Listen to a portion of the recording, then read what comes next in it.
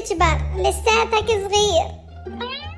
جبتلك خروف العيد. جبته صغير ولا مثلك متيس ما بتستوي لحمته؟ شو ما بجيب لك ما بيعجبك يا هالمرة. يا حرام الخروف المسكين هالحين قاعد بفجر، شو بدنا نطبخ فيه؟ منسف ولا قدرة؟ روح يما طمنه وقل له لسه في وقت لحتى تترمل مرتك، لو كل سنة تترمل النسوان. حسبي الله ونعم الوكيل، كم من مرة قلت لك يما لا تورجي أوعي العيد لحدا، هالكل بنات الحارة اشتروا مثلي. يا رب ترزقني عيدية أعجز عن عدها.